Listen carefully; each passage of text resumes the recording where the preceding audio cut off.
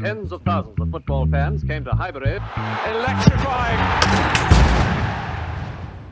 Yes, guys, welcome back to the Cannon podcast. How are you? I hope you're doing fantastically well on this lovely Tuesday afternoon or day or evening or morning, whenever you're listening to this. We got there. We got there in the end. The end of the 24-25 season has happened. We got through it. Boys, before we come to anything else, I am so glad to see the back of that season. I think even in the response here, the energy is just low. And it's one of those where, I don't know, like we'll get into it as far as the season, what went wrong. But just generally, would you guys say this is the first time under Mikel there hasn't been significant progress? Like, I think in the first year, you could maybe squint your eyes towards the progress, despite there being a lot of really difficult moments. At the end of the time, we got a trophy. Then the next year, we had that horrible run up until December. Then we turned it around and ended the year fairly well. And I think people would look back on that and say, okay, well, here was the progress in that year, and here was the progress in this year. Whereas I think this year, there was progress, but it's certainly debatable. And I can understand where people are like, yeah, we've almost gone stagnant. I wouldn't say we necessarily improved. I don't know if I'd go as far as saying regressed. We definitely did in aspects, but I think in our status, we just stayed the same and we just didn't push on. It was just, for me, I think it always, we'll come back to this and have a proper conversation this later on the pod, but yeah, like it's always expectation versus reality. I think with so much hope going to this season, yeah, it was just horrible. I was so glad to see the back of it on Sunday as Arsenal finished against Southampton.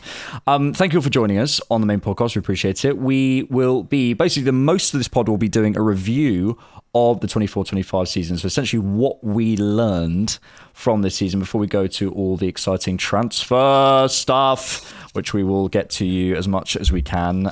We wanted to sort of do a proper review of the season and really get into the nitty-gritty of what we actually have learned. We want to go through each group. So essentially the goalkeepers, the forwards, the midfielders and defenders, as well as the off-fielders, the board and the management, and sort of discuss them all properly. So I hope you're looking forward to that. A couple of things before we do that. We should first and foremost say congratulations to the women for the Arsenal women winning the UEFA Women's Champions League. Congratulations. Even in Spurs' best season, or better than us, whatever it was, however they decided it, we still eclipsed them less than 72 hours later. So fantastic. Congratulations to the women. I know we don't cover them on the Cannon podcast, but yeah, there's loads of great coverage out there for like Arseblog and stuff like that. So go check that out. So yeah, congratulations to them. Can I just say, because I watched the game, and I've been watching a lot of the highlights, extended highlights going into the final, and what they've done is incredible. Like Barcelona are the best team in the world, like hands down. And it was a case of like a lot of suffer ball in the second half, withstanding pressure, and it was very much a game of, okay, the only way in which we're going to win is a smash and grab. And actually, there was a chance for Blackstenius just before she actually scored, where I thought, oh no, that was the moment she had to score. And then like a minute later, Beth Mead, like eye of a needle pass, puts her through. The finish is great. And then again, it's withstanding pressure. Leah Williamson, the performance, mate, it was insane. Like, I couldn't believe what I was watching. And you know how we talk a lot about it, me and you, Alex, about Duran Timber on the back of an ACL. What she's done on the back of an ACL, what Beth Mead has done on the back of an ACL, it's nuts. And the storyline, actually, with the manager, Rennie Sleggers, is like she was the assistant manager, and then she stepped in on an interim basis in October. Then they go on a really good run, and in January she gets the full-time head coach role, and then guiding them to the Champions League. Like it's a crazy script. And today's turnout, I really wanted to go, just couldn't make it. But I think there was like 10 to 12,000 Arsenal fans there, which is nuts. So yeah, big up. It's amazing, and it's so good for the club. And I think Arsenal are the only team to have won the Women's Champions League from England, and we've now done it twice. And it's massive for the club. It's huge. So yeah, congratulations to them. I also watched sort of the last hour or so of the game, and yeah, Leah Williamson was excellent. I mean, as a technical leader. William Saliba, take notes, mate. Unbelievable. So yeah, congratulations to them, and I hope you enjoyed it if you managed to catch the parade today. We should also say, even though we are reviewing the season and the content machine rolls on, just a massive thank you for being here on the Cannon Podcast through 24-25. I know it has been a horrible season, and that is my personal opinion. I guarantee there's people out there going, I actually quite enjoyed it. Well, well done you. I hated it. But we're moving forward. But even if, as we move forward, thank you so much for being here. Thank you for being on the instant reactions and the main podcast and stuff, and supporting us through this. We're not stopping or anything, but just wanted to sort of take this moment, an opportunity to say thanks for being here, and thanks for taking your time out of your day to listen to our ramblings. But we digress. Let's move on. So today we are going to be looking at essentially what we learned from 24-25. We were going to try and do the whole squad plus the board and the manager, but we think that might be a little bit too much for one podcast.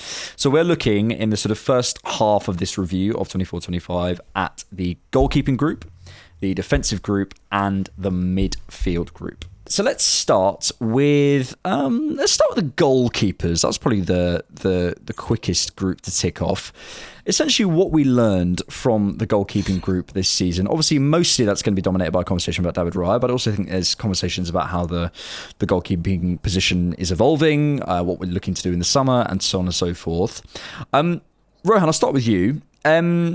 The performance, let's start with of David Raya this season. Obviously, the second Golden Glove in a row, which is really impressive. I think only the fourth or fifth goalkeeper to do that in Premier League history, which is impressive. What have you made of David Raya just as an overall goalkeeper this season, obviously having not seen much of Mr. Cup-tied Norberto Neto? Thank God. But yeah, I think with David Raya, it's kind of like last season where it felt like the narrative around him was Arsenal managed to secure that record of the most clean sheets in spite of David Raya because of the lack of work that he had to do in terms of shot stopping. Whereas usually when you go through the years and goalkeepers who win that award, it tends to come with profound emphasis on their shot stopping, whereas David Raya won that by contributing in other aspects in terms of his sweeping, in terms of how good he was with cross collection, the quality he gave in build-up, and all those things that were not shot stopping had a really big impact in terms of the ripple effect it provided to others, to Saliba and Gabriel, and the partnership that they had as a unit with Declan Rice in front as well. He was fantastic. But then this season, he's given essentially all of that, but he's had the big eye-catching saves, the key moments that you associate with goalkeepers winning this award. And I think when you're talking about value for money, he epitomises it, and it's a position that I am absolutely not worried about whatsoever. There are obviously little things that David Raya can still improve on, in my opinion, when we're talking about, like, I've always felt where he's improved on it this season, but in terms of passing centrally, he understands who the free man is, he understands the specific sequence to kickstart, but his execution isn't always there, and we've seen moments throughout the season where we have seen him fall short here. But overall, I think he's been fantastic. And when we're talking about like our player of the season, he's right up there as one of the nominees. And the only other thing I'd say is, what we do with the second choice keeper. It's interesting because I don't know, like, I want to believe that, we can have two really good goalkeepers fighting for a place, but we haven't necessarily seen that mainstream outside of the Premier League in the Premier League. So it's a weird one, isn't it? It's kind of like, the goalkeeper position is one in which, it's very unlikely that your first choice is going to get injured. So therefore, you tend to go for a second choice keeper that is what is a second choice. But then if you do get an injury, then you're stuffed really, aren't you? So yeah, I think there's an interesting conversation there. But David Raya as a whole, I think he's been fantastic. Yeah, it's a funny one because you look at like Ortega and Edison for years, and it felt like they really found a good partnership there somehow, and it's something that as we sort of develop forward, I do think David Raya maybe, I completely agree with you in terms of the performance this season. I think he's been fantastic. I think, yeah, as you said, there's maybe little things. I also think we're saying about the style is absolutely correct. So just looking at the numbers there in terms of Nottingham Forest, they're mid-table in terms of shots on target against, and we're first in terms of how many shots on target we face. So it's a very different style of goalkeeper. I think David has been excellent in build-up. I think one of the big things is being someone who can create that too, or create that sort of auxiliary centre-back, if you want to call it that. I think is a massive thing, and we shouldn't underrate it just because, you know, it's something that we see consistently. It's not every goalkeeper can do that consistently and be that comfortable on the ball. So it's great for us, and he's great at the other sort of traditional goalkeeping elements as well. But I do come back to it, George, that I think there's another level to go with David Raya, and I think it might come from competition. I think it might come from having someone who can be there to push him, someone who can be there maybe to rotate with him, someone who maybe can push him out of his comfort zone. It's not that I think he's been poor at all. It's just that I think we've seen that working for others as well. And yeah, I think I'd like to see maybe a little bit of a different style coming into the club, a little bit of a development in the goalkeeping position, just to see what is out there. Whether that is Joan Garcia or somebody else, maybe let's not discuss names. But yeah, just maybe your take on David Raya this season and where we could push forward in that goalkeeping department. I think he's been excellent. I think he's like one of the top 5 performers for Arsenal this season, and I think it's fair to say, like, in his first season, there was a period in which I'd say after the Luton game, in which there was definitely moments in which we saw some pretty flabbergasting errors, you know, in a sense, and things that, you know, he would have looked back on, said he could do better. But one thing with David Raya, and even in this season when I felt like there's been difficult moments, the one thing that I believe is his superpower is his response to poor form or a poor moment. It is incredible, really memory of a goldfish type things, because he can go from struggling in a half to then the next half being one of the best players on the pitch. And that's so important for a goalkeeper from a mentality perspective. I think he took a bigger leadership role this season as well, just vocally and in terms of what he was doing as far as some of the press conferences, and, you know, some of the statements that he was making are just things that I love to hear as far as setting where we should be in our expectations. And, you know, I've loved that development. And, you know, I think it was always difficult to move on from a fan favorite in Aaron Ramsdale, and one who had already like connected with the fans, and David Raya had to win us through performances. And it's really a baptism by fire. It's not something easy, and I don't think it should be assumed that he was going to do this well. And I mean, the fact that he did win, you know, his second Golden Glove in a row, mate, like, I think I don't know the exact thing, but he's approaching a record at this point. Like, it's not something that is common amongst goalkeepers to have consecutive Golden Gloves in back-to-back seasons. And so despite our brilliant, you know, defensive organization and coordination, he is a huge part of that. Like, when people say that we have one of the lowest shots faced, that's because of his proactivity. That's because of his proactivity in terms of claiming shots, in terms of what he does in order to limit the defense, and his organization and his ability to step up in that build-up and operate as that, like, left center back. It's weird. I find that, you know, when we talk about the central passing quirk, the funny thing is, I'd argue what he does as a left center back is a lot harder than the base skill of passing into the center of the pitch, especially for somebody of his technique. And he's more comfortable higher up the pitch. And, you know, it's weird. Like, when he is in the thick of the heat, he's actually comfortable. But it's sometimes when there's a little bit more of a man-to-man press in which he is receiving off one of our center backs and he's got to find a solution with people pressing hard centrally. Sometimes he can get a little bit unstuck. And I think it just has to do a little bit more with some of the decision-making things, because for me, technically, he's one of the best goalkeepers I've seen in the world. Technically, I don't think it's a technical issue. And so for me, anytime that I see a poor decision making as far as finding passes in the middle of the pitch, it's just about your timing of when to do it, because it's invariably a tough skill, and it always has to do with maximizing the margins of a press, and the time of the pass is more important than necessarily the technique on it, especially in those moments. So maybe just, and this is being really nitpicky, but like focusing on those. I did find at times there was some weird shot stopping things that I'd like to see just a little bit more authority on, as far as especially shots outside the box, which we kind of know I think has always been an issue with him, generally speaking. I think those are things that he can always look to improve on. But really, I find that I'm nitpicking with a guy who for me has been arguably a top 3 performer for Arsenal pretty much all season. And I can't remember a period of poor form necessarily. I can remember moments, and there's certain games where there was a tough half, but I can't remember really consecutively where David Raya has been poor. And look, guys, it's one of the few times that we're going to have an experienced player do that in the squad. Like, we don't have many of them, so it's nice to have somebody that's reliable in that sense. And I'll end on this part of the conversation with the whole second goalkeeper thing. We have never seen the chance of what a second goalkeeper could do. Because when people want to argue about the Aaron Ramsdale thing, for as much as I believe he's a top keeper and he's got a top ceiling, fundamentally, his play style didn't adhere to what we wanted him to do. And he made mention about how he was uncomfortable with what he was being asked to do as far as a role. So when you're saying, was that really fair competition? I don't know if it was. And then you talk about Neto. I mean, that was a non-factor. I think, if anything, if you could be scathing about one thing, one of those could be having a cup-tied second choice keeper that we've played maybe twice. Probably the biggest waste of funds that I've seen. So that was really, really poor. But from a pushing standpoint, I know people are hesitant to admit that we could see competition, but I'd argue we have not once had a player capable of true competition. So, I mean, it's kind of like a false scenario. Like, yes, we haven't seen it, but I haven't seen, looking back, oh, that's a goalkeeper that I think could play the style that we want to play without sacrificing fundamentals and really give David Raya a push for his money. Like, I don't think we've ever been in a position to do that. And this is the whole Juan Garcia debate in a nutshell.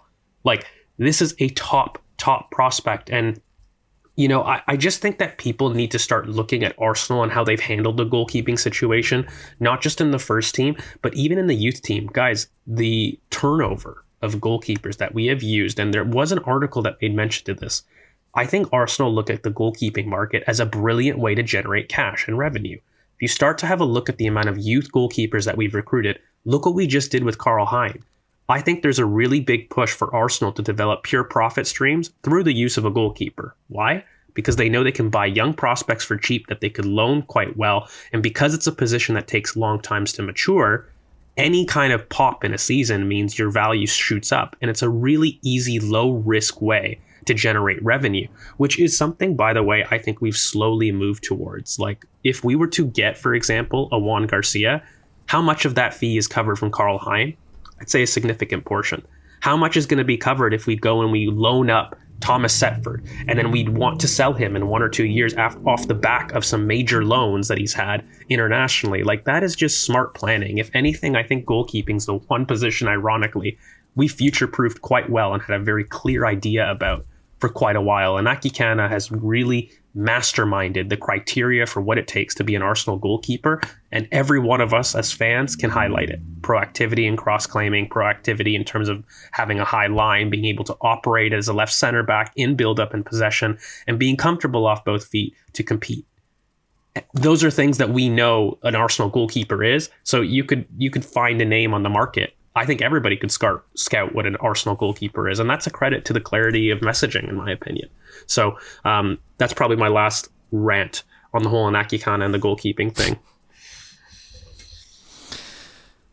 Yeah, I think pretty conclusive, and George. I think the only thing maybe we haven't discussed is the third goalkeeper.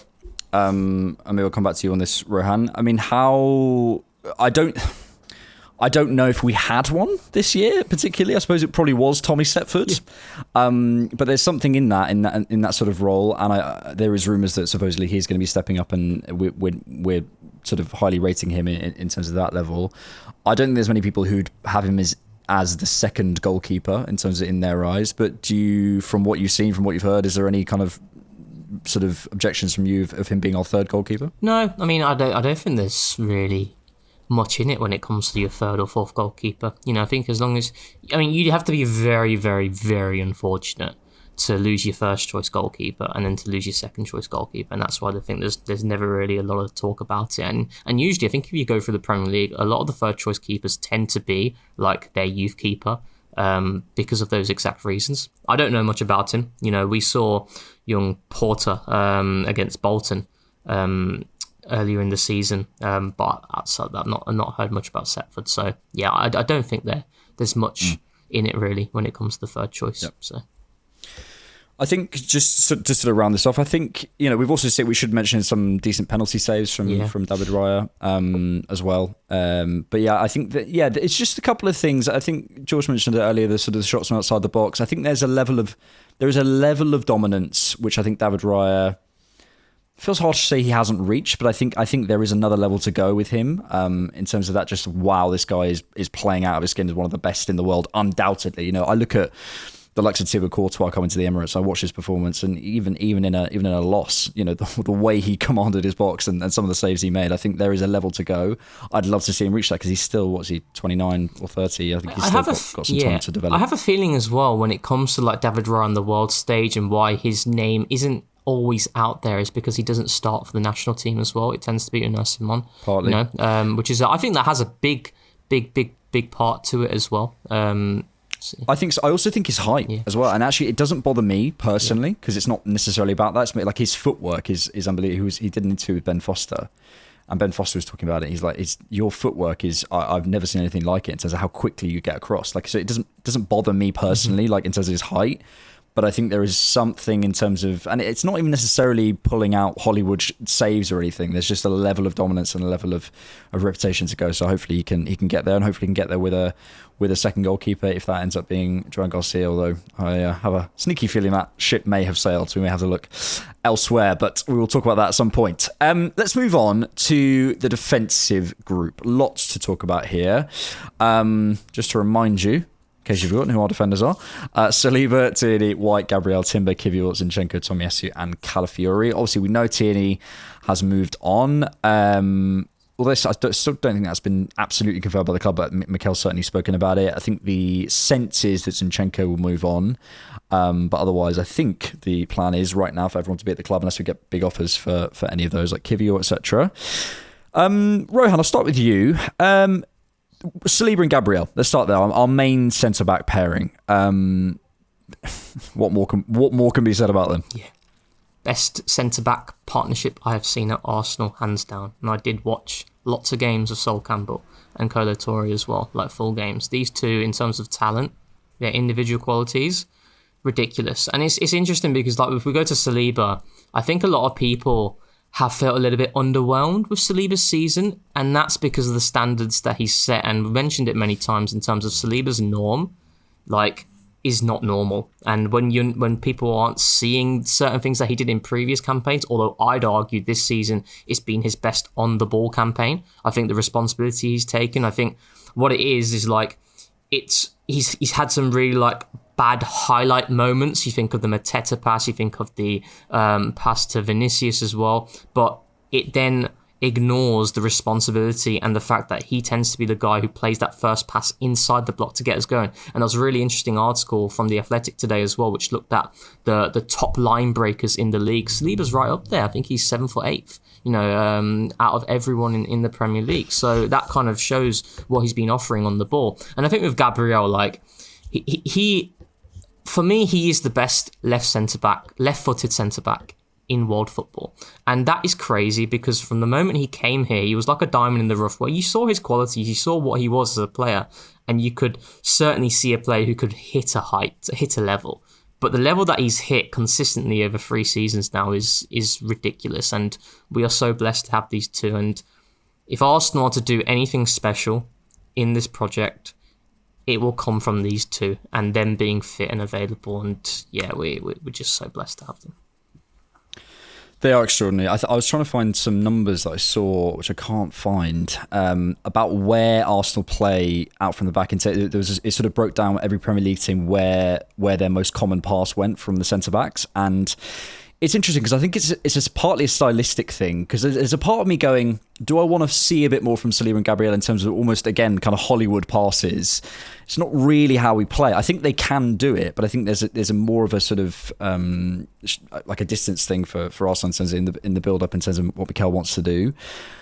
Yeah, I think that's probably the only thing, but I think that's more stylistic. Otherwise, I really have no complaints with them. I think they're just extraordinary. My only worry about them is the amount of minutes they're playing. I think Saliba, Gabriel and Rice are all in the top 10 for most minutes played in the last 3 Premier League seasons. I think that's correct. I think, or it might be top 15, but they're certainly right up there. My only concern is that and how we handle that. And I would it's difficult, isn't it? Because this season, if we'd had Tomiyasu available, what's the run-on effect of that? If we'd had Calafiori available, it's not just that, Ben White might have played there, whatever it is, but it's 5 minutes here, it's 10 minutes here.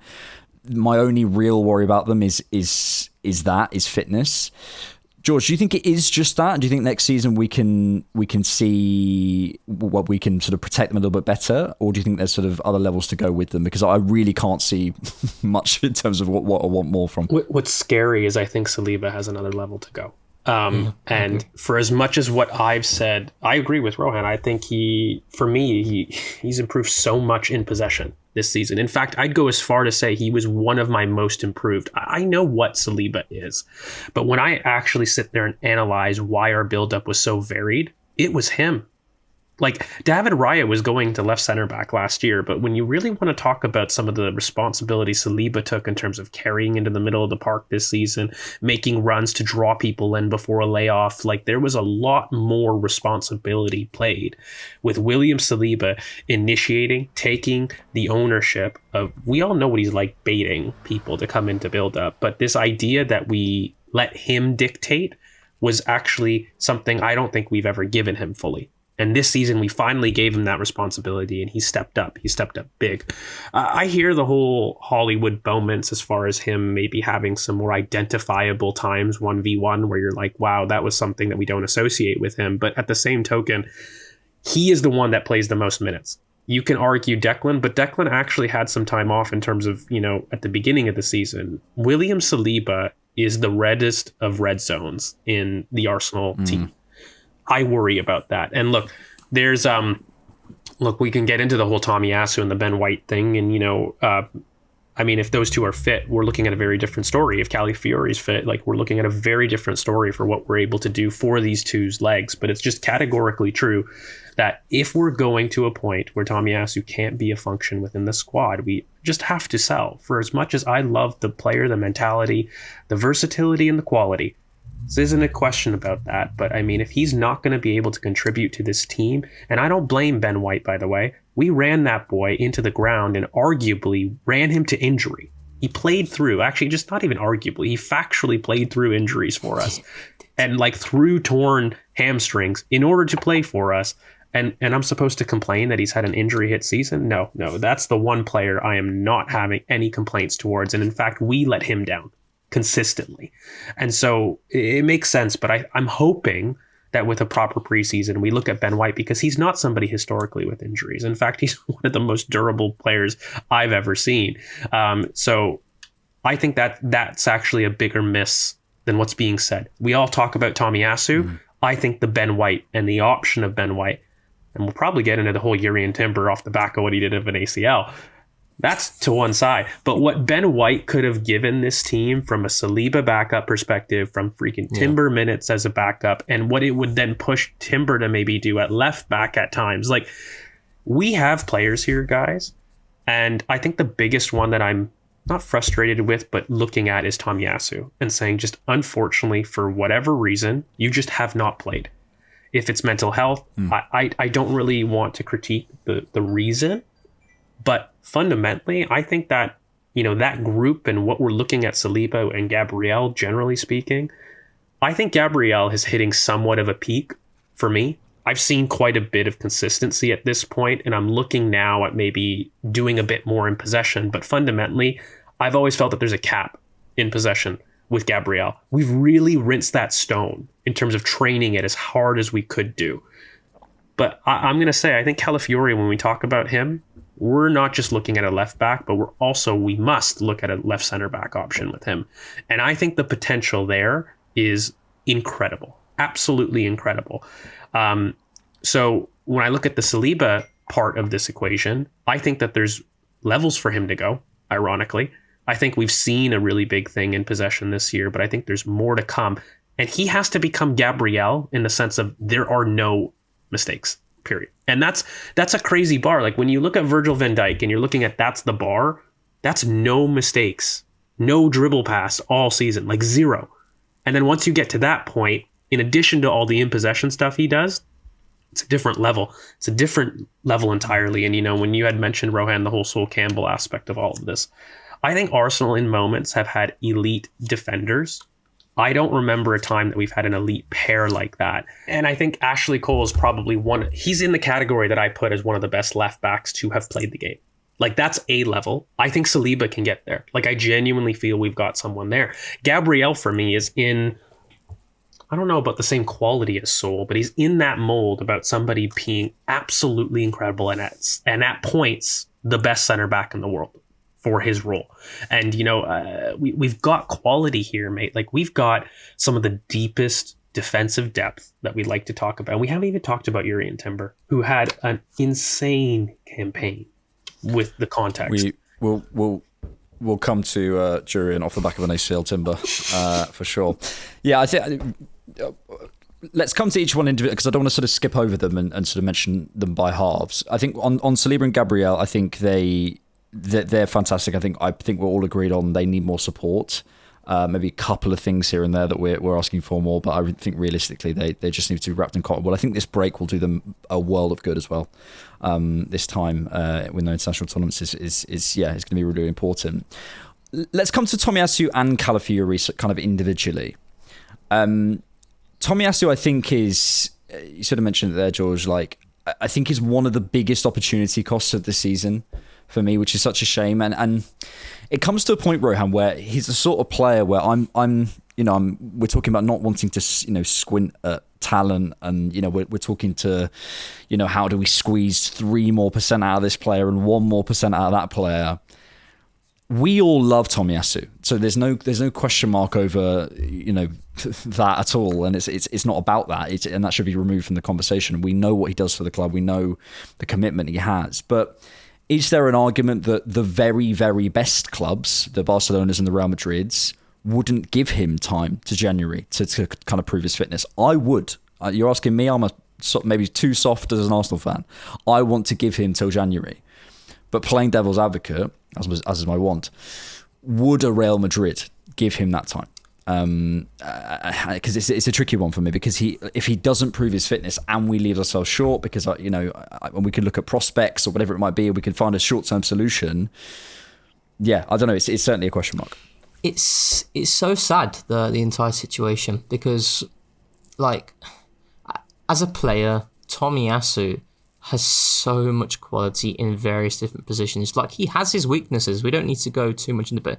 He has his faults, but for me, he's kind of like the James Milner type player, where you put him in a position and you can do a really good job, and he can do it without having many minutes in his belt. But the problem is with Tomiyasu is, like, I think it doesn't matter whether we think we give him until January or not. He's injured, so I don't think anyone's going to sign him, right? So, but then it's a case of like, okay, do you hold on until when Tomiyasu comes back and then you can give an impact? I think we've gone past that, because as George has alluded to, Saliba being in the red zone, and it's a really, really significant ripple effect that Tomiyasu has caused from him not playing, because it's affected Ben White, it's affected Jurian Timber, and it's affected Saliba. That's 3 players that he has directly contributed to because he's not available. And that is the sad reality of it. Availability is the best ability. If you can't rely on someone, then it doesn't matter how much quality they have, because they're never going to play. And for me, that's why it's an absolute must. I know people won't want to hear it, but Arsenal desperately need either a right back or a right centre back. I don't care which way you go, but you need to get one of these types of players, because then it allows you to manage the workload of the other players who are so key to this team. And that's the way I see it with Tomiyasu. In terms of Calafiori, just to jump in on him as well, I think, again, like, this is someone, hopefully availability wise, he's only had 1 season, so you've got to give him more time to prove himself on that front. But once he's available, this is someone who we have not even scratched the surface with. And at left centre back, which is his best role, I'll maintain it. I said it last year. He has so much to give. We've only seen it a few times. We saw it against Newcastle, what he is capable of doing, and the speed of play, the tempo, the ability to take risks, the positions he occupies, the responsibility he takes. He's an Arsene Wenger type player. Like, Arsene Wenger would love a Calafiori. And there's so much there to work with, both at left back, but specifically at left centre back in terms of how you manage a Gabriel. And there are certain things in which Gabriel, as incredible as he is, like I said, I believe left-footed wise, he's the best left centre-back in the world. Calafiori can just do things at a different level to Gabriel in terms of in possession. And that's what excites me a lot in terms of how we can manage that. So, yeah, the Tomiyasu thing, I think, It'd be nice if he could come back and he could prove his fitness, but let's not take that chance. Let's go and reinforce and allow our other players to be platformed in a way that allows them to hit that next level. Because, we talk a lot about transfers and that being the preeminent driver in terms of taking this team to the next level. But it's also how we manage the stars that we already have right now and allowing them to go to another level. So, yeah, and then with Calafiori, I think, this is just someone which... we've got serious talent here. So, yeah, I think on Tomiyasu, just quickly to kind of close up on him, I think my solution is probably like a prospect right centre back, right back. But again, even the links to Dean Huijsen, maybe Arsenal need to be ruthless with that kind of talent. I don't know. And that'll be an interesting one to watch over the summer. I think on Calafiori, maybe there's a bit more meat on that bone in terms of how we see that moving forward, because we can talk about, we have the best, Rohan, as you said there, we have the best left centre back in the world, but his future lies at left centre back. Well, that there lies an issue for sure. How do we see that developing, George? I mean, I can see them sharing that role. And I can see Calafiori coming on to change games. It's interesting because I think Mikel has a question mark next season that he's put himself, which is how do I change games? And it's something he said himself that we're not good enough at. And I think one of the ways we can do that, and one of the ways that probably knowing Mikel he will do that, is defensive changes and actually doing things a little bit deeper on the pitch. I think people would think, well, that means you're going to change the 9 or change the winger. Actually, probably in Mikel's system, this would be the left centre back. Can you see those sorts of changes? Maybe a Gabriel coming off a Calafiori on 60 minutes? Is that the sort of thing you see? 1,000,000%.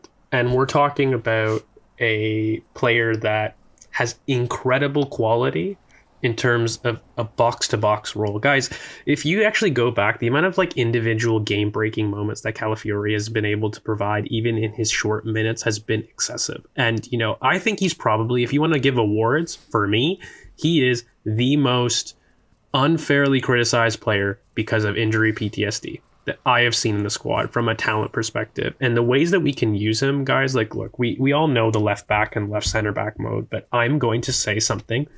Left 8. Seriously. This is a guy that has incredible quality in terms of carrying between the thirds. And when we saw what Mikel did with even Tomiyasu as far as using our fullbacks to go high into that lane 4 in a front 5 and be a target for us to hit, and the way that he's able to run and combine in the final third, the way that he's able to quickly turn and get shots off. I mean, that Man City goal for me, even just arriving at the top of the box, guys, there was incredible quality there. That wasn't luck. And so I really do think that we've got a maverick player who is positionless. You look at Calafiori and you see the game. You don't look at the game to see where Calafiori is. And that is a player you don't define by position. And I mean, he kind of defines you in a way. And, that is something that we just haven't seen the potential for. So, yeah, mate, for me, I don't worry about positions with Calafiori whatsoever. And I think we haven't even gone into my boy Miles, but when you're talking about first team ability, this is what I mean about the depth. Timber, Saliba, Gabriel, and Miles has forced himself to be the categorical back 4 right now. But let's not lie here that we've got Calafiori and Ben White, who are first team starting caliber players. For sure. If you go to any other team in world football, Calafiori and Ben White are starting. 100%. Now, fitness concerns have meant that we haven't been able to see them. But guys, that is 6 players that are, you could argue, categorical starters pretty much for every team in the world, bar maybe 1 or 2. And I'd even argue Calafiori is somebody that Madrid would love, Bayern would love, PSG would love. Name all the big teams, and you're talking about 6 quality players. That's disgusting in terms of, some of the spoiled for riches. And when you talk about changing a game, mate, from defense, people don't want to hear it. But when you're a team that is so dominant, that is going to be a major way to change a game, especially when you look at the options and the quality that it has. I mean, that defines from a coaching perspective what you can do. And it doesn't have to be quote unquote attacker, quote unquote midfielder. So for me, there's huge game changing potential for Calafiori, but also in roles that we may not think as orthodox. either. I maintain that there is some box-to-box flexibility to Calafiori. Right, time to come to Jury and off the back of an ACL Timber. Yeah, look, we've said a lot about Timber, so I don't think we need to spend ages and ages breaking down what he's done, but it is crazy what he's done off the back of an ACL. I think, really, for me, there are some players who, it's not that you don't believe in them at all, but there are certain performances that come to define them, and there's a kind of before and after. And for me, Rohan, those two performances against Real Madrid, I knew Jurrien Timber was top. I didn't need that to convince me, but to have that as sample, I think is so important sometimes for a player, just to say, actually, I've arrived with, I was going to say a big price tag. It wasn't even a big price tag relative to what you can do. I've arrived with a decent price tag from Ajax. I have my year off, and maybe people question what I can and can't do. Here I am. That's what I can do. And it's just, what a season for him. I think the point you made there about, you need to have defining moments, defining games to really get yourself on that world stage is spot on. It's even though it was ridiculous, Saka needed to do it in the Champions League, which was a certain narrative there. He does that, and then now it's kind of okay, he's on the world stage now because he's worked and performed in every single environment that he's faced. And with Jurrien Timber, I said it from very early on, and this was just during the start of the season when he was locking off players like Minter. He had a very good game against Salah. Players like Brennan Johnson as well, in which they're not top, but they're players who can really hurt you. But I said at the time, when I looked at his fundamentals, looked at the way he defends, he's the best 1v1 fullback I've seen since Ashley Cole, hands down, better than Bakary Sagna, better than Tomiyasu. And those two performances against Vinicius over both legs locked him off. Against Kvaratskhelia, barring the first 20 minutes of the first leg, it's ridiculous. And the fact that he was playing through injury as well makes it even more absurd. So yeah, he's fantastic. I think there are certainly improvements he can make in the final third for sure in possession. That's why I think there is a lot of that what you see with Ben White in terms of what he offers in the final third, and we saw it most recently with the cross and the goal for Kieran Tierney against Southampton. Those are the things Jurrien Timber can still improve on. But mate, we've got a player who is just top draw, and I'm so. If you can keep Jurrien Timber and Ben White fit, and you can manage them better with other resources, you've got. I don't think there's any team in Europe that has better right back options than Arsenal in terms of as a pairing and how they complement each other. Mm-hmm. And I think we have next year. I think sometimes you look at that and you go, "Oh, can we keep them both happy?" But I think certainly for next year, basically the year, which is going to end up being. If we have them both fit for the whole year, maybe by the end of the year we start saying, can we keep them both? But we're going to have them for the year, and that is hopefully if we as you say, if we can keep them fit, it's a massive thing. Yeah, we've spoken loads about Timber. I think he's proved his level this year, and it's incredible. Probably the player that we all owe an apology to is Jakub Kiwior, George. I think we've certainly maybe not necessarily seen the level, or maybe didn't anticipate the level that we saw. I think the exciting part for me in the last sort of couple of months with Kiwior, firstly, is how well he does the basics. I was talking about this with Rohan on TCB Live recently, just the basic defending. I looked at his underlying numbers just for dealing with crosses and blocks and interceptions and stuff. He's right up there. Seriously, as a proper sort of backs to the wall defender, basics of football. He's really good. And secondly, I think it was nice to hear sort of the David Raya and a couple of other people come out and be like, look, this is the level that Kiwior shows every day. So we weren't worried, we weren't concerned when he came into the team. I think we've seen him out of position. We've seen him maybe coming in and out of the team and jumping in and out, to be given a run, to step into Gabriel's shoes and to deliver what he delivered, especially in the Champions League. Credit to him. And my position on him is this. You're not going to find many better players who are your ostensibly third choice left centre back, maybe even behind Tomiyasu, fourth choice left centre back, who can deal with Mbappe, who have sample of dealing with Mbappe. So unless we get some big offer, I'm keeping Kiwior, and I'm even asking if he wants a new contract. Kiwior is a very interesting one because Kiwior is an example in which fan narrative went too far in terms of some of the criticism. But I'm very hesitant with the whole keeping thing as far as some recency bias from my perspective. I think he's done brilliantly. I don't want this to come as Kiwior criticism in the sample that we've shown. We've seen him have a very good level in his preferred position. But as far as limitations go with Kiwior, I think that there are some certain ones that we've even seen this season. You go back to the Liverpool game, and there is a particular instance that Kiwior thrives. It's with games behind him. It's at left center back. And other than that, I don't believe that he carries the left back flexibility that we would need.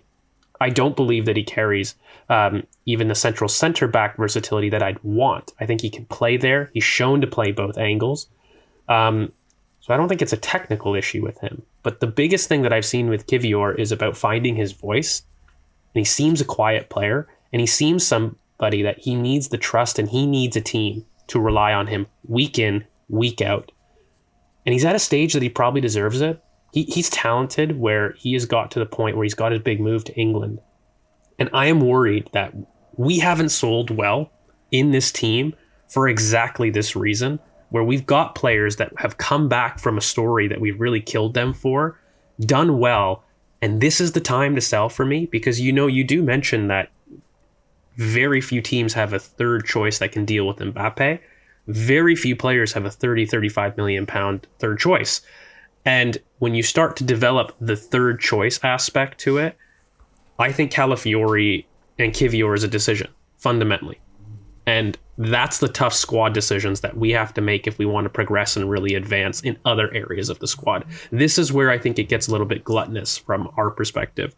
And I would wish him well with absolutely no ill feeling. It has nothing to do with me thinking that this is a player that is poor, that can't arrive at a European top club and make himself a really big key fixture. But if I'm asking in the cold light of day, do I believe Kiwior factually with 10 or 15 games is going to reach a different level than both Gabriel and Calafiori? And the answer for me, unfortunately and honestly, is categorically no.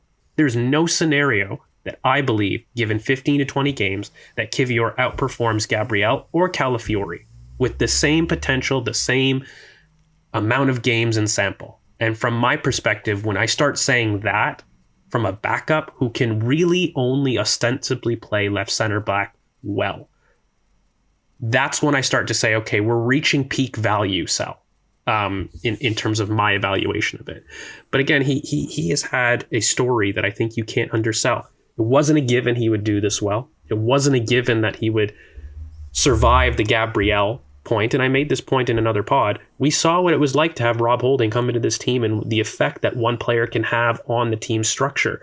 So if anything, it really shows that the Kiwior talent level was absolutely not what was being said before. I mean, people were starting to say that this was a dud. It wasn't even just an availability point. It was just he had no talent. And that was never the case. This is a guy that I think he needs the trust made, and he needs to find his voice. I mean, the players saying we see this every day, that's because he's such an introvert. And I did make this comment, and I know people laughed. He strikes me as somebody that doesn't have a ton of friends. And the reason I kind of said that was not that, he's unfriendly or any of that stuff that came with it, but it was more in the sense that this isn't a loud personality. And we have a lot of loud personalities in that defense. If you think about it, Ben White, Timber, Gabriel, Saliba, Miles, Calafiori, you're not going to survive with those 6 players. And if your 7th choice defender at that point is worth 30 million pounds and he's sitting on the bench and only going to play 5 games when everyone's fit like that, guys, like this is where we get into trouble as Arsenal. This was the Ainsley Maitland-Niles 30 million Wolves pound bid. And you're like, do we take it or do we not? Let's hold. There's enough quality there that he can do it. And I think with Ainsley, it was a little bit different because he even had more versatility than Kiwior. We are reaching a point for me that we as fans need to accept if we want to be a better selling club, then have some fundamentals about when you accept a sale. And to me, it's just really simple. A talented player, but isn't versatile to the amount of positions that we need. You need to at least play two out of the 3 positions phenomenally well. Not just okay, but phenomenally. That's the standard this defensive group has. And I don't know if I'm going to be confident in saying that Kiwior is a natural right center back that's phenomenal. That's a natural left back that's phenomenal. He's brilliant at left center back. But even there's a limit. And I wouldn't say he's at the same ceiling and talent level as a Gabriel or Calafiori. So for me, that's gluttonous overuse of resources. And I see redundancy there. I think the Ainsley comparison's a touch harsh. I think that was a slightly different situation, and Ainsley had not shown his level at the same height. I think for me, it comes back to the price and the contract and what you can do in value. And I don't actually disagree with your take in terms of that we may have a redundancy there in terms of the value. But what I do look at is I look at Calafiori, who spent basically 6 months out of the season unfit. I look at Tomiyasu, who's still proving his fitness. I look at Gabriel, who's massively in the red zone. I look at a guy who can play both sides and has proven he can do that. And my point is not necessarily that we keep Kiwior at all costs and get him, absolutely down, but I wouldn't be rushing him out the door. And I think £30 million, mate, I think if Sepp van den Berg is going for £25 million, having never played a Premier League or Champions League appearance for Liverpool, I'm wanting 40, 45, 50 for Kiwior, especially if we can get him on a new deal. So for me, that's what I'm looking at with Kiwior. I think he's shown a level this season, and as you say, found a voice that I want big money for him if he is to go. It may well be that we have to sell him because he's not going to sign a new deal or whatever, but for me, I think it's a situation to look at and to review because I've been really impressed by him physically. I was watching him against Newcastle, and as you say, the maybe he doesn't have any friends, but he seems to be talking on the pitch. But yeah, one to watch, maybe something to come back to and discuss a little bit more detail. The only defender we haven't discussed is Miles Lewis-Skelly. Are we all in agreement? He's had a good season. Fantastic. Can we all agree Fantastic. there? I think he's been all right. Can we just caveat it though in terms of I'm sorry, I can't leave it there. No, I actually think it's a disservice because I will say this. Name me another time that we found a youngster that has, and let's define what he's done this season because I don't want to just skip it over. Yeah, he's had a great season. He's had an incredible, unbelievably top season. You're talking about a guy that's come in at 18. Mate, no, not of all time. No, like I know he's your boy. Yeah, he is. But I don't think that we realize, mate, he came in and has produced some of the best defensive 1v1 duel numbers in his time. He's come in at 18, garnered a international debut, and for a title challenging team, came in, started substituting. It was his first name on the team sheet. Went to the Bernabeu and said it was nothing. Like, I'm sorry, like even Saka, I don't even think Saka had the opportunity, to be fair, at 18 to do this. We were in the Europa League. But mate, we're talking about a guy that has come in, never played, only seen the Champions League, singing the song with us, to playing against these guys, okay, and bossing it, being one of the best players on the pitch and consistently doing it. Oh, and by the way, also having interviews saying, yeah, well, I really feel that I have the talent and the potential to play in midfield, but wherever the boss wants to put me, I'll affect play. And, I won't just affect play. I'll actually be one of the people we turn to change a game, which is what he's done. People forget some of the big moments that he's had in terms of changing those games, where some of the runs that he made, not just from a defensive point of view, but have got us up the pitch and from a defiant, I won't lose mentality. The sky is the limit for this kid, and I really think that when people start talking about Yamal, and we always do this, but we look at attacking talent, and the youth talent is always praised. Always. What Miles has done defensively as a defensive talent made it something that we haven't seen for many a year. I don't know if you can give me another example of an 18-year-old achieving what he's achieved this year, and he categorically should have been the youth player of the year for the Premier League. Categorically. Let's have that right. And it's only politics that aren't having that. Name another youth player in the country that has done what he's done with the sample he's done and the output that he's done it with. So, yeah, I couldn't skip it over because of all the players. I think he's deserved the most praise for a player, by the way, that no one except for me was saying was going to have the level of impact that he's had, and he surpassed mine. I couldn't even sit there and say, wow, I expected this. That, to me, it just shows a level that we just haven't seen. Tierney, best of luck at Celtic, of course. Zinchenko, I think we can all accept he's probably going to move on this season. I mean, maybe there's a conversation about a wasted resource there, but to be honest, not interested. Midfielders, Partey, Odegaard, Jorginho, Marino, and Rice. As a group, Rohan, I'll come to you. sort of overall take on that midfield group? What do you feel we've learned about them as a unit? What do you think we can add to them? How have you sort of made of them as a group? It's interesting because I think for me, this is a group in which I see a lot of potential in, especially with the inclusion of Zubimendi coming in and the impact that he can have. But I also see this as a group in which I'm slightly worried about, personally, particularly in terms of the legs that we're going to be missing. And we'll go into the individuals, of course, but I think, and we'll go into Declan Rice more as well, but I think there's going to be a significant over-reliance on Declan Rice in terms of what he offers from an athletic capacity. And I don't feel comfortable about that, having such a significant amount of hope in which Declan Rice can churn out the volume of minutes we want him to, and having to do that because of the lack of options we have. And I think, when you consider some of it on paper, the likes of Marino, like I said, Zubimendi coming in, you've got Kai Havertz who can play left centre mid as well. You've got options there, but the reality is that there is a significant lack of athletic capability in that midfield that I do worry about. And in terms of we've seen it at Anfield, we saw it with Thomas Partey and Mika Marino. They just can't keep up to the pace of the game when it becomes a lot more stretched. And that's where you see Declan Rice's impact being profound. I think for me, there's a lot of real good potential there in terms of where the team can go. But I think there are also some limitations there and some big concerns I do have in regards to hoping certain players stay available. Otherwise, it could get really, really messy. Yeah. I think reading out that list, obviously we've got to include Ethan in there as well. And we've mentioned other players in there in terms of obviously Havertz can play in there, Miles can play in there, etc., etc. But just as a group, Partey, Odegaard, Jorginho, Mourinho, and Rice. It's question marks. Well, Jorginho's gone, and I'd say there's at least question marks over 3 out of the other 4. Not in terms of their future, but some of them in terms of their future, but certainly in terms of what they can do at Arsenal and their impacting stuff. It is quite a concerning area of the pitch, and an area that I don't want us to forget this summer, because we're going to spend a lot of time thinking about forwards and a lot of time thinking about which number 9's right for Arsenal, etc., etc. There is potentially a problem growing there. I am quite encouraged by what Mikel said about Kai Havertz. I do think there is another go for Havertz in the midfield, but again, I still don't think that solves everything.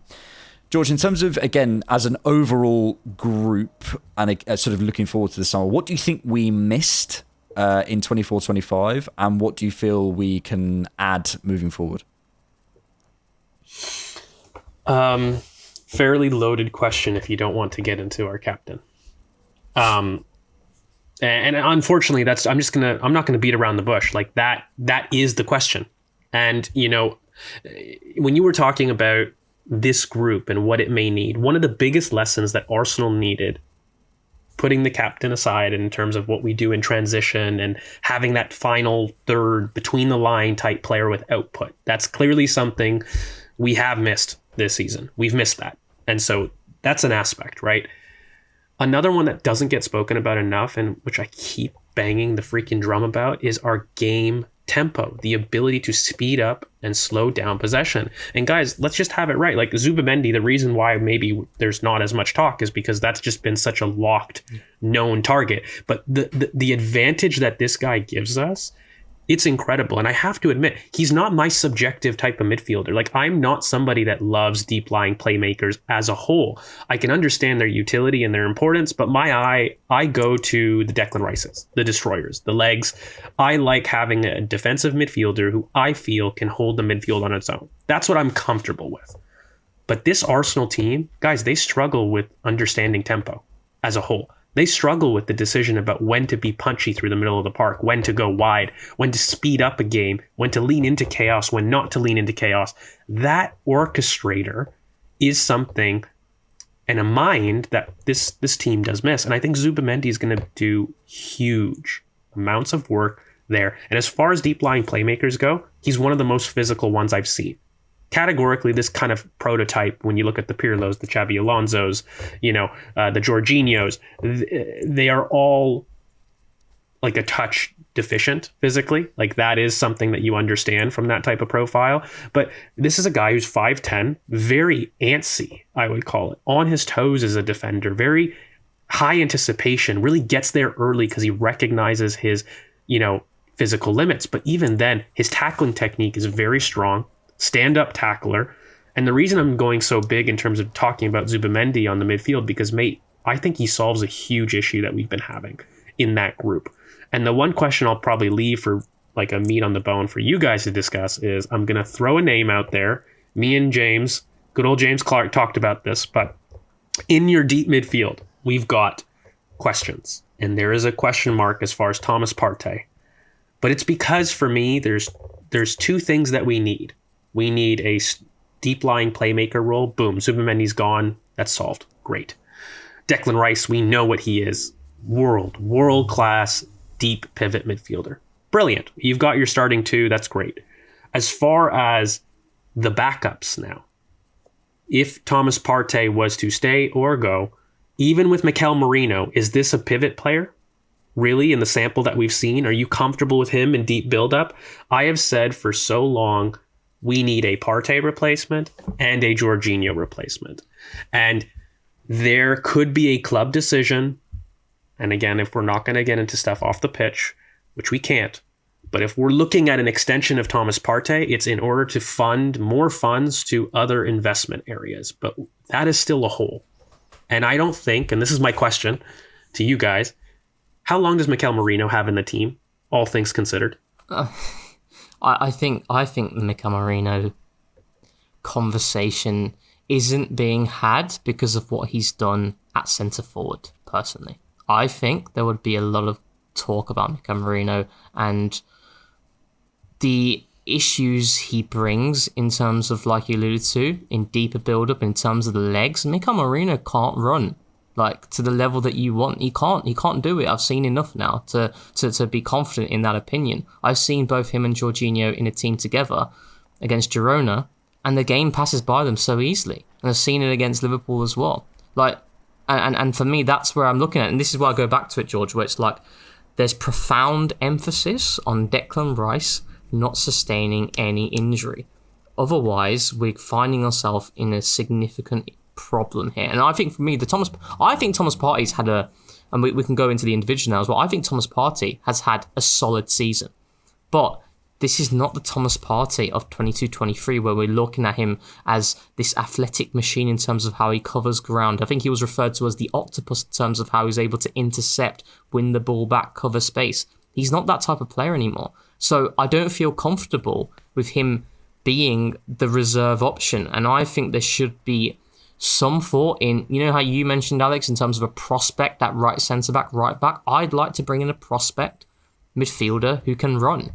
I think it's interesting because I think there's this obsession of Mikel with dual winners and like space eaters, but I'd argue we haven't got enough there in midfield. We're recruiting a Zubimendi, but I think there is something to talk about there. So yeah, it's funny because I don't want to rewrite history.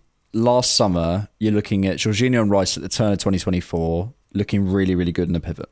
They're looking fantastic. Yeah. I'm looking at Thomas Partey, who, in terms of when he was injured, he's always had his injury issues, but when he was playing, I don't think physically he wasn't turning the way he's turning now. I think there was still a level there that I haven't seen since in 23-24. I was looking at Nathan Waneri coming through. I was looking at a midfield and going, Martin Odegaard was a player of the season. We were sort of going, okay, there's maybe a role to fill here. I don't think everyone would have said, let's go and get Mikel Merino level of talent. But I can't sit here and say I was crying out for what I'm about to say in a second last summer. And it's so interesting how quickly things shift in terms of obviously Jorginho moving on, Partey, I think physically for me dropping off, Marino not quite being there, Odegaard obviously having his moment, and really feeling a chasm. And I think George lays out the reasons for Zubimendi really well. I think that will solve a problem. But I also think, Rohan, you mentioned a prospect.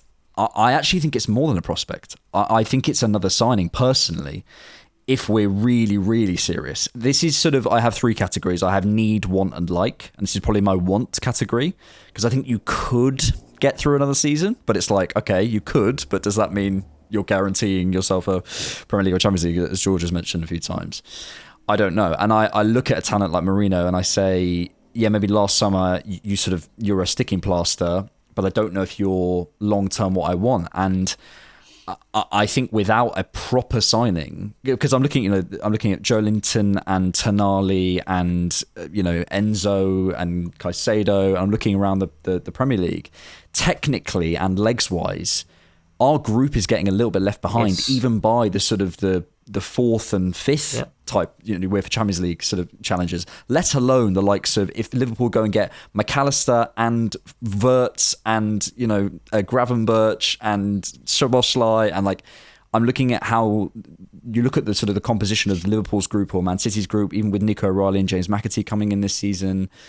You look at the composition of those groups, we are going to be left behind, I think, even with a Zubimendi signing. I think we are arguably behind. So it's a position that I'm beginning to worry about more and more and more. I happen to be a little bit higher on Marino probably than you two. Possibly masked. I would say it's fair by the centre forward role. I'm not as worried about him physically, but he's not to be comfortable going into next season with this group. I think it's Zubimendi +1. But can we sign someone who's probably going to cost something upwards of £70 million to go and be that player for us? I don't know. Do you know what it is, right? So going back to the Mikel Marino conversation here. Now, Zubimendi is an absolute must, and we'll probably talk about him more in depth in terms of the qualities that he's going to bring to this team, the real specific details. But he was a need, and because we brought him in, that for me has now made me more worried about Mikel Marino. If we had brought in, let's say, a midfielder of the Zubimendi quality, but is more of a runner, then I think I'd be a little bit more lenient on Mikel Marino, because then it doesn't put that profound emphasis on him being that deep pivot player, needing to be that. So I think it's because of that Zubimendi signing, which I'm looking at Mikel Marino, I'm thinking, I'm worried. It's not the case of Mikel Marino is a bomb. Mikel Marino does a lot of really good things higher up in the left centre mid role in terms of his willingness to drift out, etc. All these things that he gives in possession.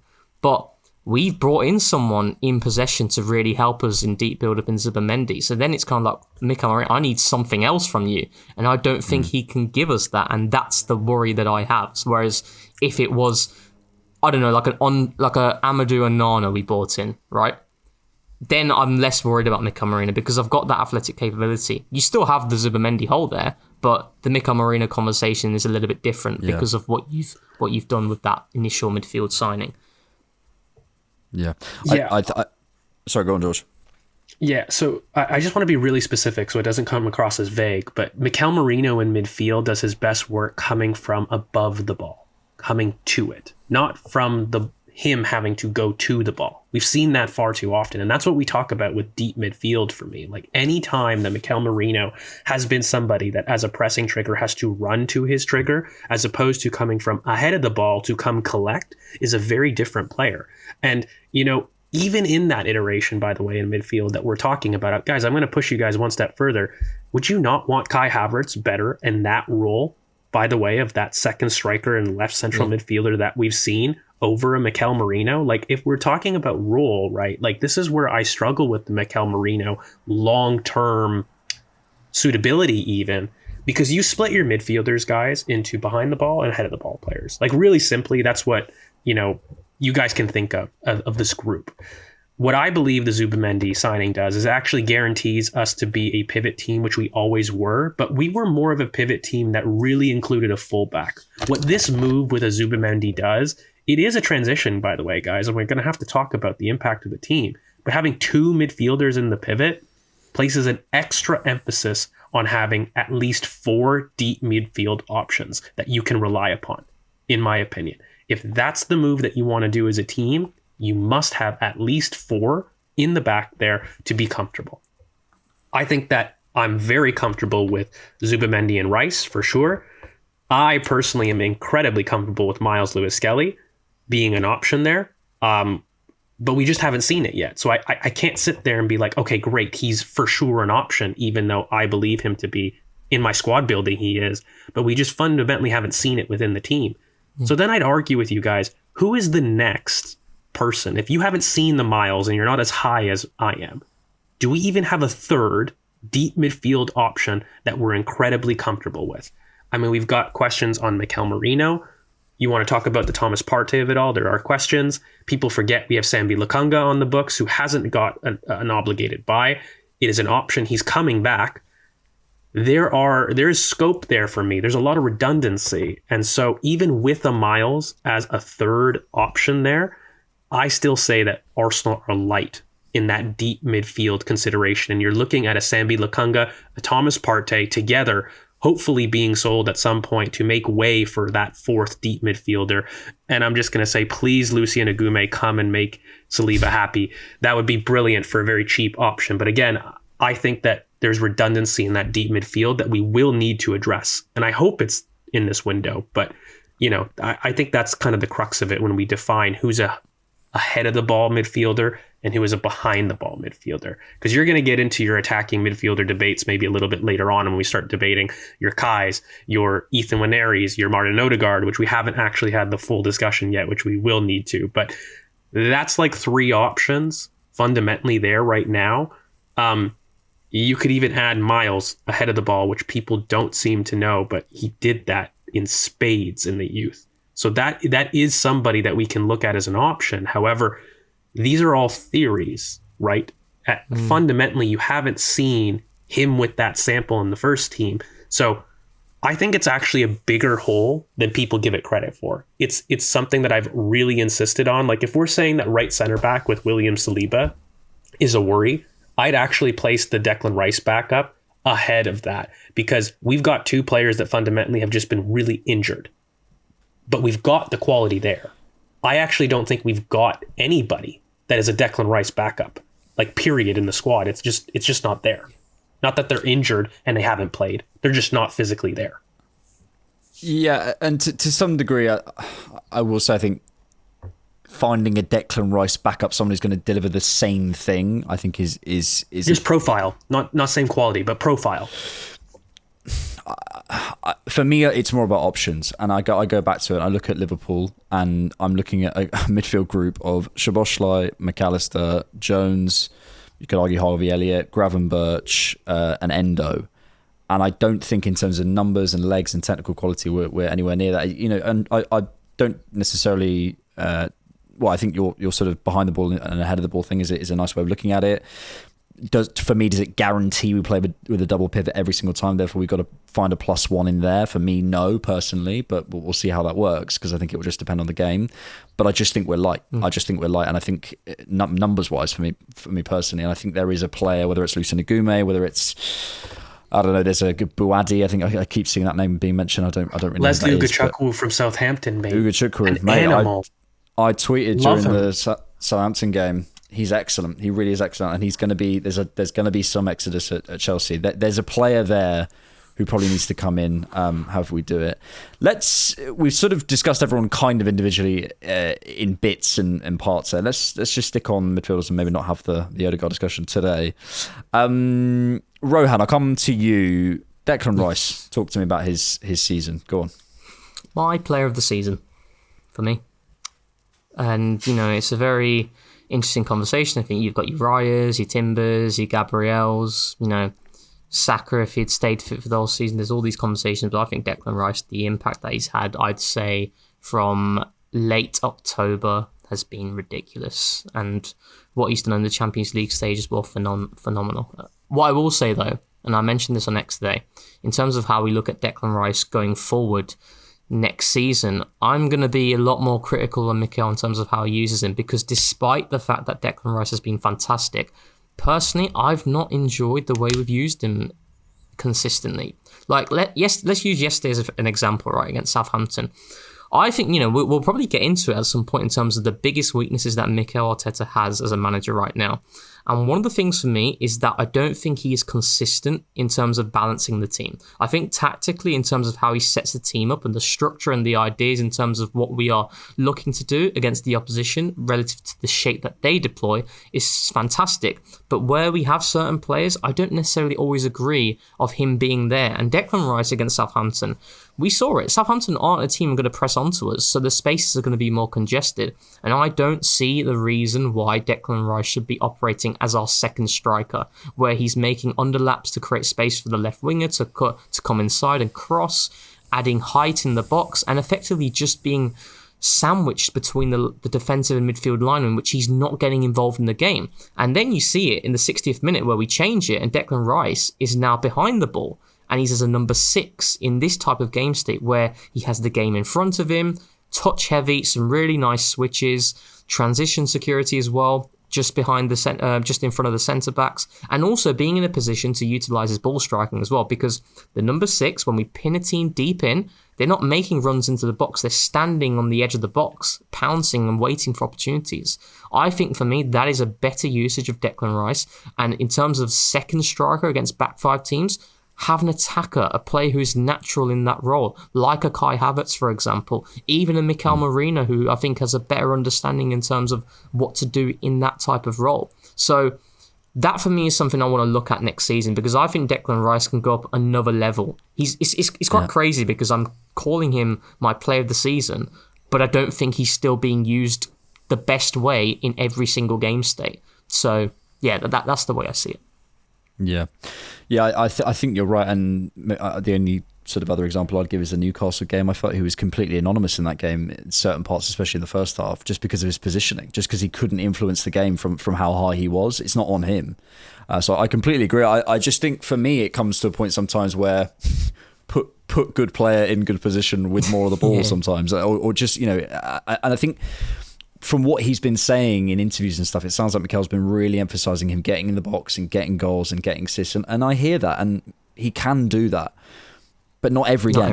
And I think there's been games this season where I have wanted him a little bit deeper. I've not necessarily felt we've needed, you know, okay, he isn't going to take the ball on the half turn, you know, off the centre backs or whatever, but you don't need that in every game from your 6. You do need it in some games, but it depends. So yeah, I really, really buy that on Rice. But just a word really on his performances, as you say, since probably October, November time, he was just extraordinary. The stamina that man has. I think it's interesting. There was some numbers I think I sent in our group chat about. It's another discussion about them to put onto the midfielders. There were some numbers from the Financial Times looking at essentially, and I don't know if I fully buy this, but essentially the idea of the piece was that the minutes haven't really changed. It's the intensity of the minutes. So the sprints have gone through the roof and the recoveries have gone through the roof and all that sort of stuff. And it sort of basically hypothesizes that we all play basically the same amount of games. It's just they're more intense. Whether you believe that or not, who knows? But I think it's no denying that the Premier League is getting more intense. And there's a part of me that wants to fill the team with athletes like Rice, because that makes me feel more safe. But I think in the midfield composition, we do need something more technically. And I think really I'll say all that to say, I think Declan Rice can go up a level with a Zubimendi, with someone who takes a bit of that technical burden off him. I think he could go just to use his athleticism even more. I think is so exciting. As you say, he's the player of the season, but I think he can be even better in a better midfield composition. But also have it even maybe having some athletes around him as well, I think would be exciting.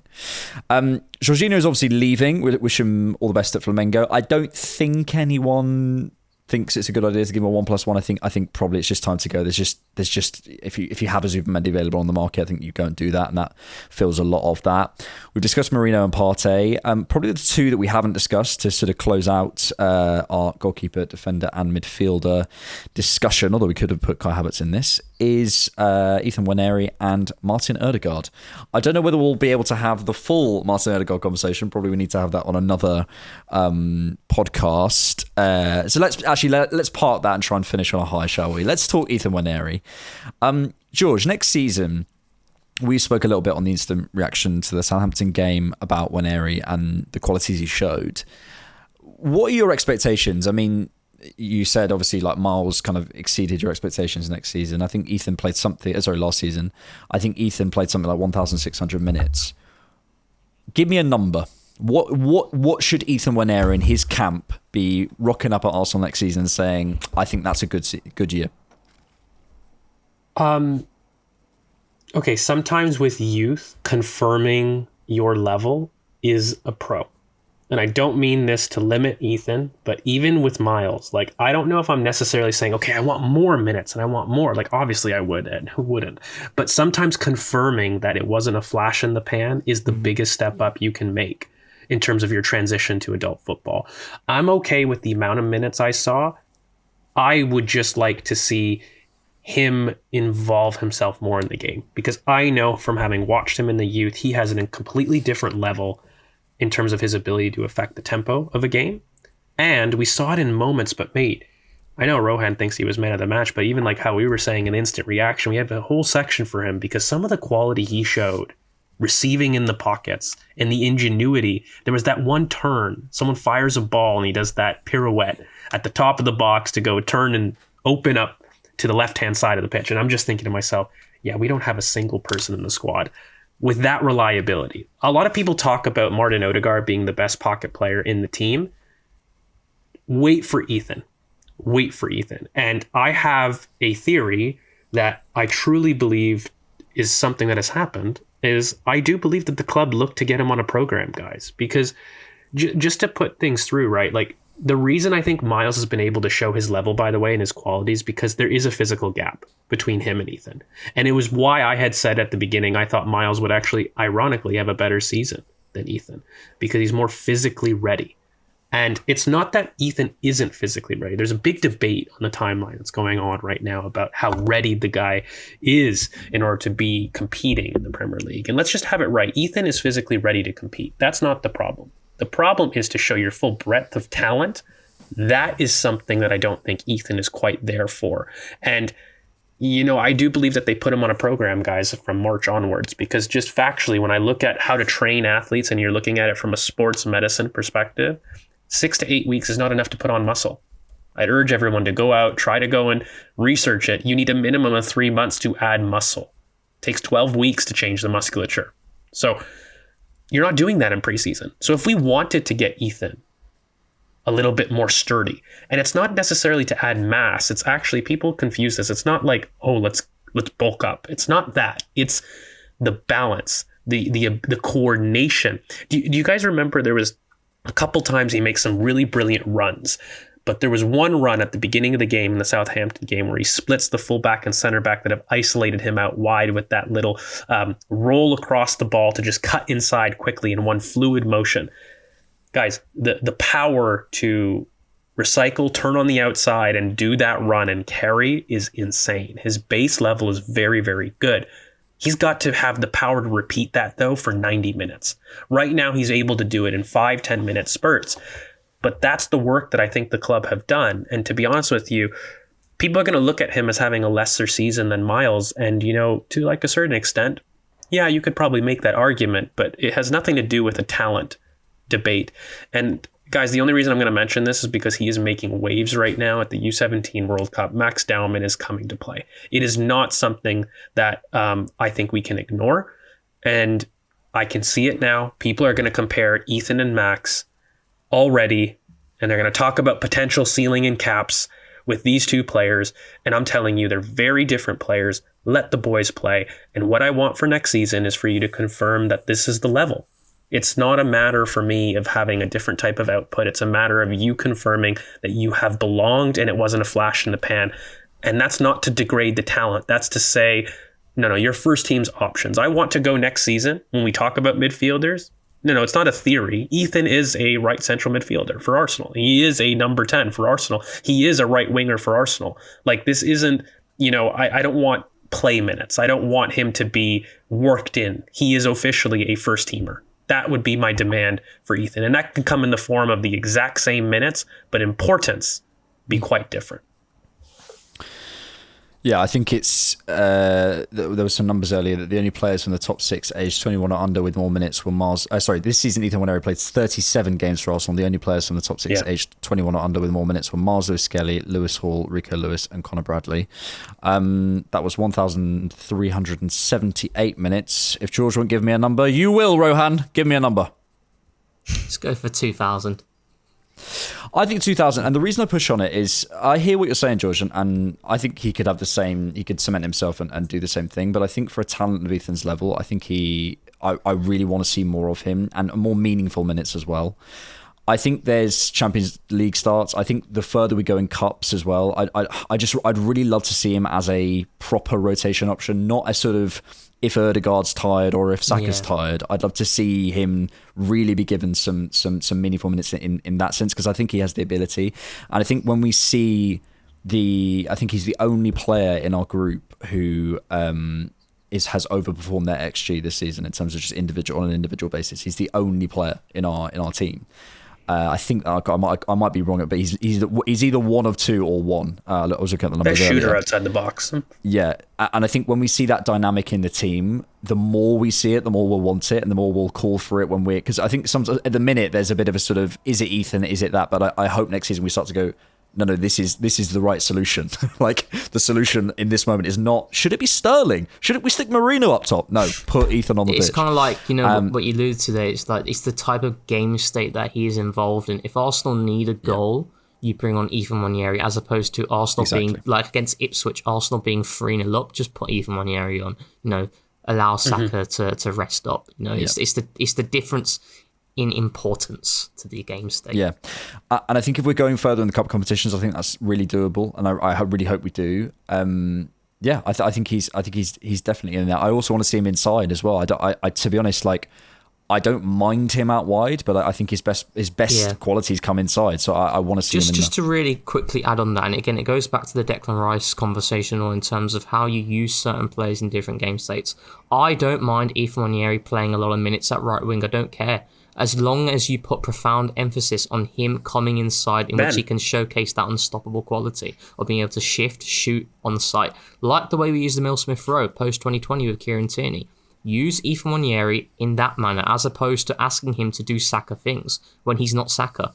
So it's a case of like system, profound emphasis on that for sure, but also the players and what you're asking them to do within that system and how you can really benefit them. And you can do that by a small little tweak of allowing your right back to get forward a little bit more. So, yeah.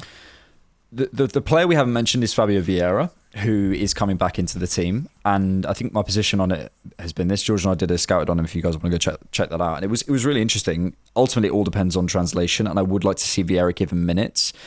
But his time is short for me. Like, I have a very short fuse with Vieira, and if he isn't hitting the ground running, because we have Ethan Nwaneri, that's it for me. And I think he might be the biggest loser from this Ethan sort of development. And also with Max Stalman coming through, look, we can get excited about talents, but they have to go in the team and someone has to come out. So that's a question, and maybe the question that we're the conversation we're not having today is part of that as well.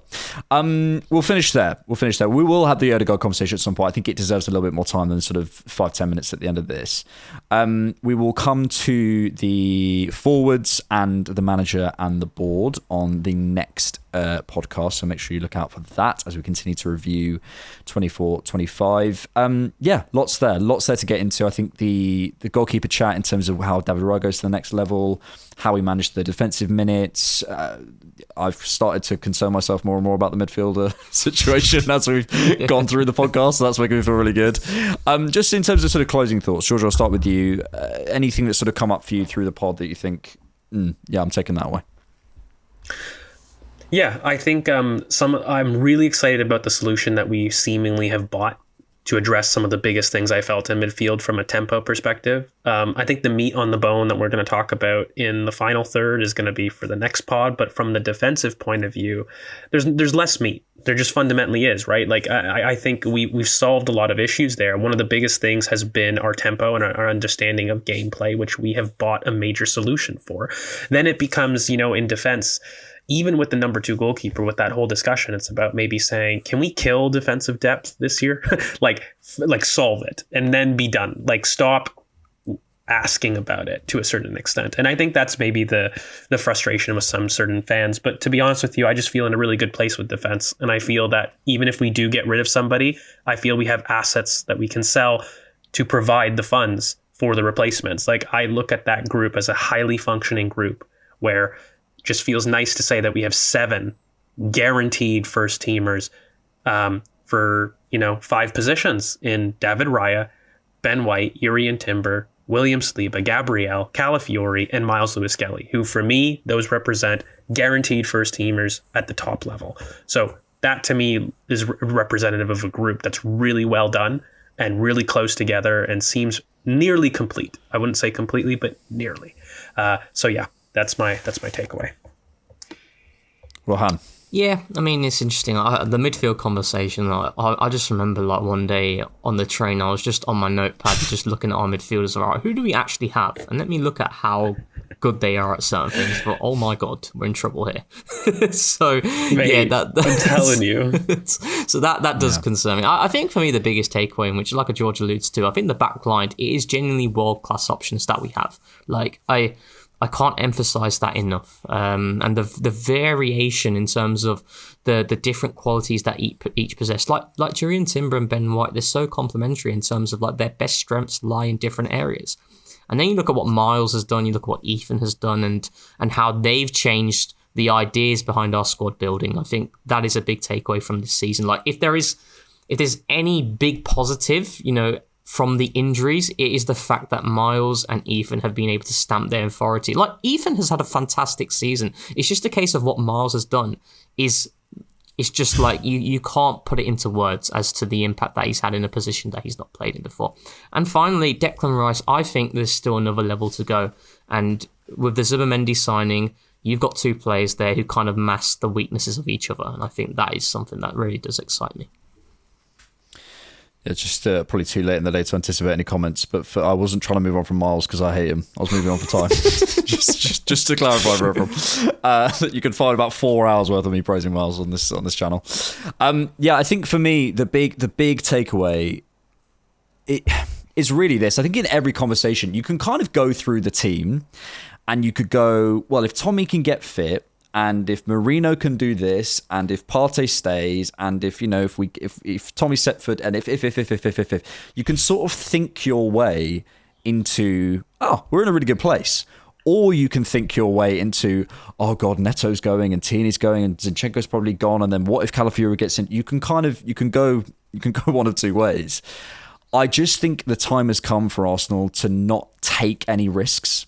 And I think with signings like Mikel Merino, with giving Tomiyasu another season, with signing cup-tied goalkeepers, you just take risks. And it's the thing that I really don't want us to do moving forward, is not take any half measures. I think the arrival of Andrea Berta, for me, Mikel's spoken a lot about sort of the different personalities of Edu and Berta, and I wouldn't be surprised if one of the things that define that, because I'd love to know what specifically he means, and I'm guessing.